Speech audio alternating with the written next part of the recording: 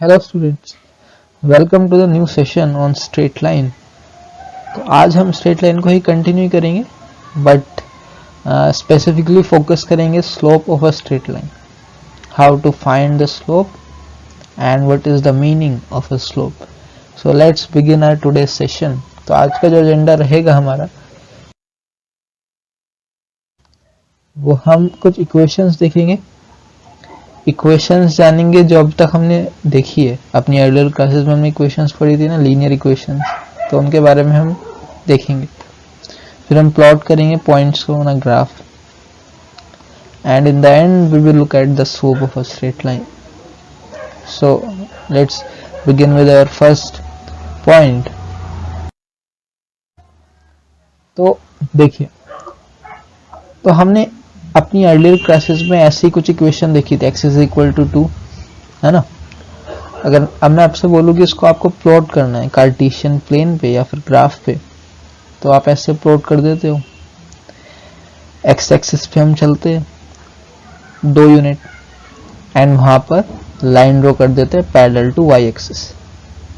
Similarly in the second example, अगर x is equal to -5 है, तो हम नेगेटिव डायरेक्शन में 5 यूनिट चलते हैं x एक्सिस पे, और वहां से हम पैरेलल लाइन ड्रॉ कर देते हैं along y axis. In the third example y is equal to -3 में भी ऐसा ही करेंगे। 3 यूनिट्स मूव करते हैं in the negative direction of y and draw कर देते हैं line parallel to x axis. ठीक है, तो अगर मैं यहाँ पे आपसे पूछूं कि वेरिएबल यहाँ पे क्या है, वेरिएबल, तो अगर आप फर्स्ट इक्वेशन को ध्यान से देखो, x की वैल्यू हमारी 2 है। ठीक है, अगर मैं ऊपर जाऊं, सपोज मैं आई एम गोइंग अप, ठीक है, तो जैसे मैं ऊपर जा रहा हूं, क्या मेरी x की वैल्यू चेंज हो रही है as I am going up? नहीं हो रही, x की वैल्यू 2 ही है। लेकिन अगर मैं y को देखूं, जैसे मैं ऊपर गया, यहाँ पे y की वैल्यू क्या हो गई 1, एंड हेयर y की वैल्यू क्या हो गई हमारी 2, और यहाँ पे क्या हो गई 3। लेकिन अगर आप देखो x की वैल्यू क्या है, कांस्टेंट है 2। सिमिलरली अगर आप नीचे जाओ तो वहां पे x की वैल्यू सेम है, लेकिन y की वैल्यू क्या है, इधर -1 है, यहाँ पे -2 हो गई। तो हम कह सकते हैं y क्या है यहाँ पे, वेरिएबल। फर्स्ट इक्वेशन में y is variable. Similarly in second equation, जैसे आप ऊपर मूव करोगे तो y की वैल्यू चेंज हो रही है, बट x इज -5, तो y इज वेरिएबल।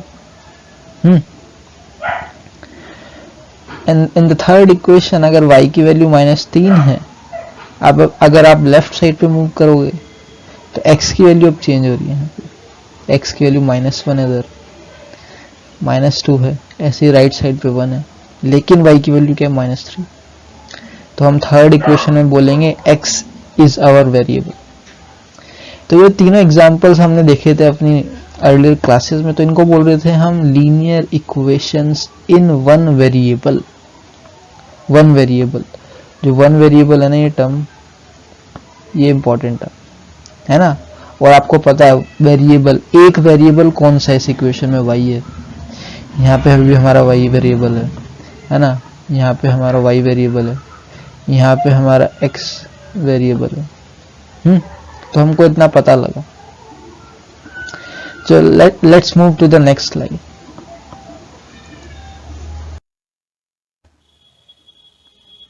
सिमिलरली हमने ऐसी इक्वेशंस भी पढ़ी थी, है ना, x plus y is equal to 1। फिर हम इनका ग्राफ प्लॉट करते थे, और ग्राफ प्लॉट करने का तरीका क्या था, बॉक्स मेथड, है ना। हम क्या करते थे, x की वैल्यू चूज कर लेते। सपोज x की वैल्यू 0 है, अगर x की वैल्यू 0 हुई तो x की वैल्यू अगर 0 हुई तो y की वैल्यू क्या आ जाती है, 1।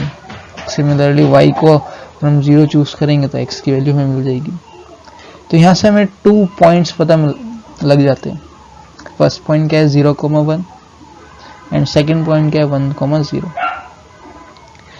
अगर अब हम इसका ग्राफ ड्रॉ करें ऑन द कार्टेशियन प्लेन, तो देखो हमारी इक्वेशन क्या होगी, ये वाली, first point 0,1 and second point is 1,0। ठीक है।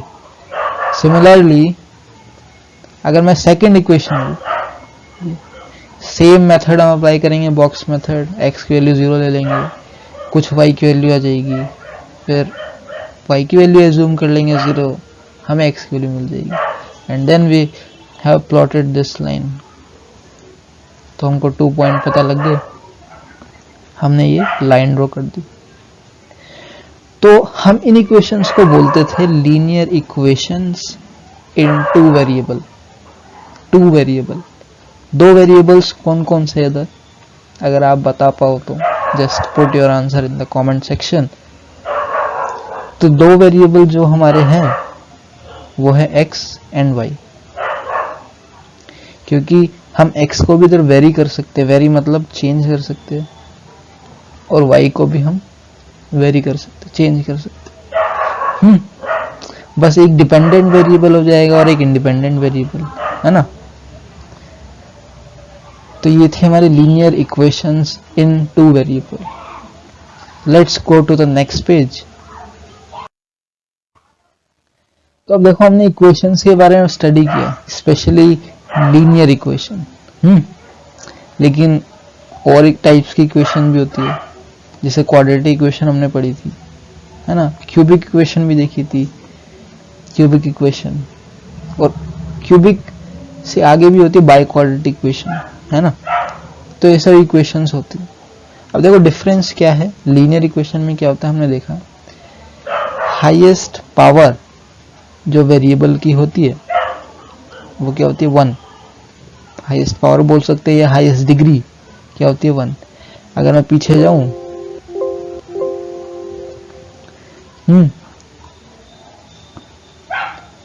और देखो इसका सेकंड मतलब क्या है। तो अगर लीनियर इक्वेशन दी है तो उसके दो मतलब होते हैं। पहला कि जो हाईएस्ट पावर होगी इक्वेशन में वेरिएबल की वो 1 होगी, और सेकंड ग्राफिकल मीनिंग होता है कि अगर हम उसका ग्राफ ड्रॉ करेंगे उस इक्वेशन का तो वो क्या आएगा, स्ट्रेट लाइन। जो अभी हमने पीछे देखा, जो हमने देखा था ना कि x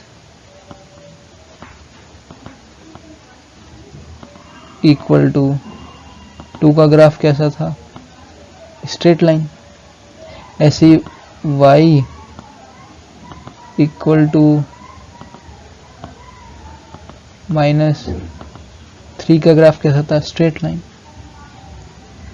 ठीक है। और आपने दो वेरिएबल्स वाली इक्वेशन में देखी थी, x plus y is equal to 1, वो भी लीनियर इक्वेशन थी। जैसे x plus y equal to 2, ये भी हमारी लीनियर इक्वेशन थी, लेकिन यहाँ पे दो वेरिएबल्स। अब लीनियर की होती है क्योंकि हाईएस्ट पावर जो थी वेरिएबल्स की, x ले लो आप चाहे y ले लो, यहाँ पे हाईएस्ट पावर क्या है, 1, तो लीनियर इक्वेशन थी ये हमारी। तो इसका जो ग्राफ बना था लीनियर इक्वेशंस का, चाहे उसमें एक वेरिएबल और दो वेरिएबल हो, दो वेरिएबल एटमोस्ट 2 वेरिएबल, तो उसका स्ट्रेट लाइन कर्व बनता है। ठीक है। ऐसे ही क्वाड्रेटिक इक्वेशन अगर हम बोले तो क्वाड्रेटिक इक्वेशन का मतलब है जो वेरिएबल की जो हाईएस्ट पावर होगी वो क्या होगी, 2, है ना। क्वाड्रेटिक इक्वेशन हमने सॉल्व करी 10th स्टैंडर्ड में। अब उसमें 1 वेरिएबल भी हो सकते हैं, 2 वेरिएबल भी हो सकते हैं, जस्ट लाइक ये linear equation in 1 variable and linear equation in 2 variable. ठीक है, 2 पावर हो सकती है। और जो ग्राफिकल मीनिंग होगा क्वाड्रेटिक इक्वेशन का वो क्या होगा, स्ट्रेट लाइन आप नहीं बना पाओगे वहां पे। इक्वेशन अगर आपको गिवन है क्वाड्रेटिक इक्वेशन, तो वहां पे स्ट्रेट लाइन नहीं ड्रॉ करेगी। अगर आप बॉक्स मेथड का यूज करोगे फिर आप ड्रॉ करने की कोशिश करोगे तो आप स्ट्रेट लाइन नहीं बनेगी उधर, वहां पे हमारी कर्व बनता है ना। सिमिलरली क्यूबिक इक्वेशन है, यहाँ पे जो हाईएस्ट पावर होती है वेरिएबल की वो 3 होती है। चाहे आपका एक वेरिएबल हो इक्वेशन में, चाहे 2 वेरिएबल हो, हाईएस्ट पावर क्या रहेगी, 3। ठीक है। और जो ग्राफिकल मतलब इक्वेशन की मदद से अगर आप ग्राफ ड्रॉ करना चाहोगे तो आपको स्ट्रेट लाइन नहीं मिलेगी, वहाँ पे कर्व मिलेगा आपको। तो अगर मैं आपको एग्जांपल दूं यहाँ पे क्वाड्रेटिक इक्वेशन का,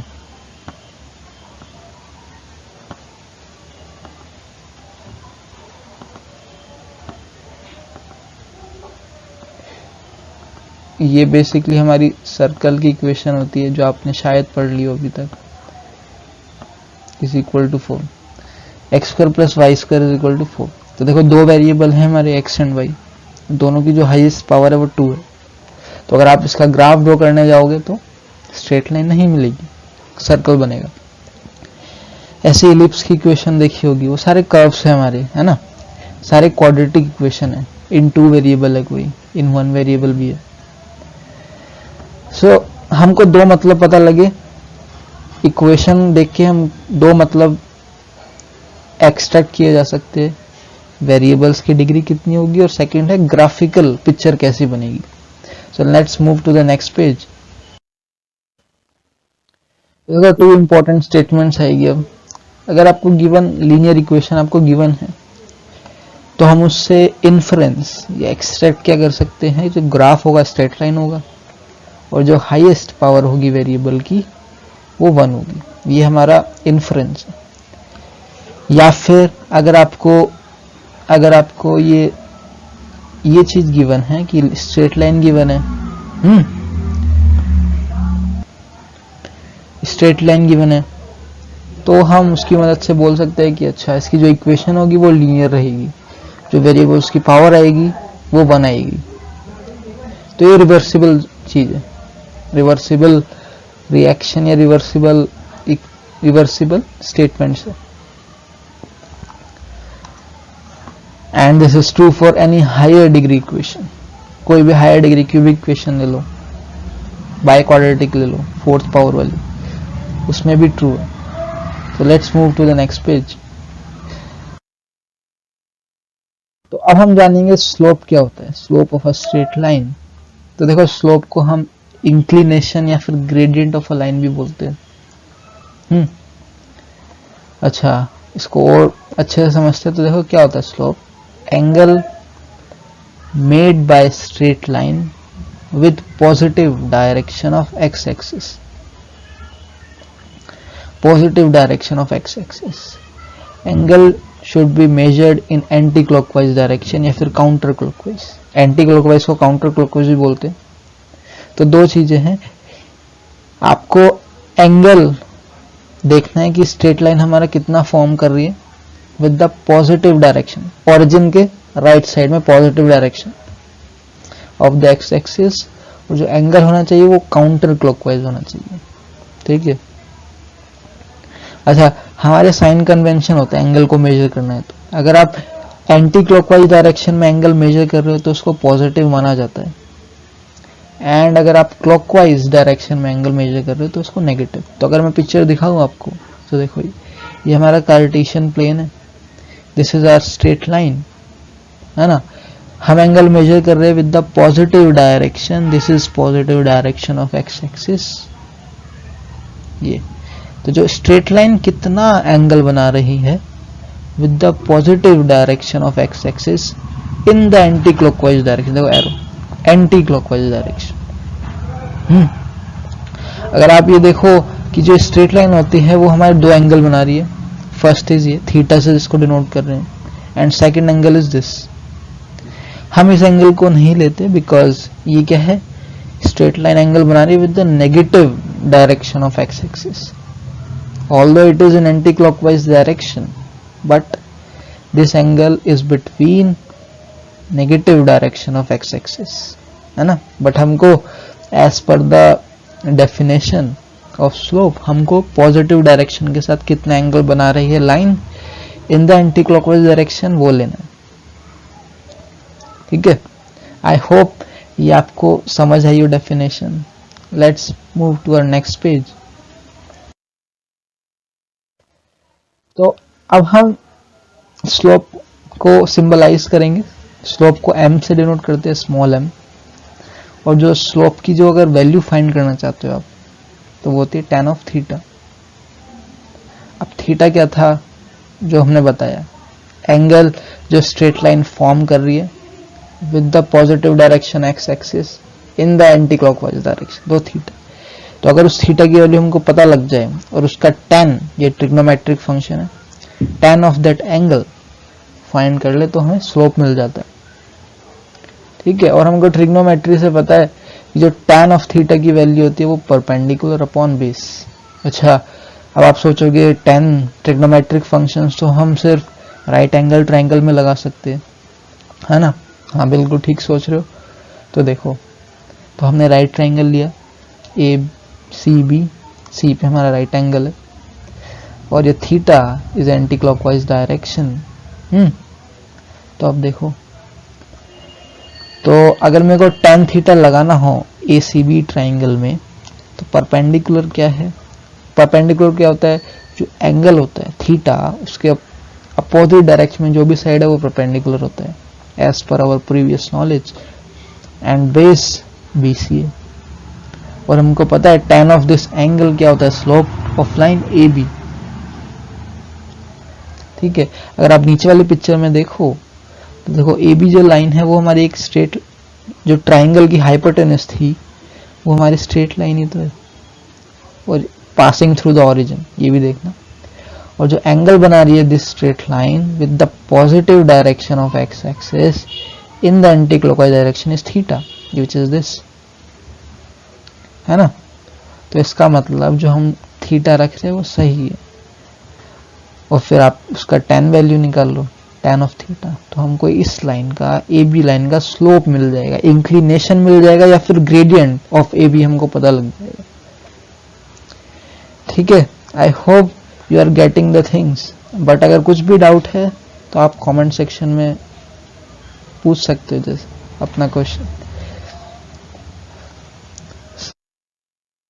let's move to our ending page. तो आज के सेशन में बेसिकली हमने कुछ ग्राफ्स ड्रॉ करे लीनियर इक्वेशन के, linear equation in one variable and linear equation in two variable.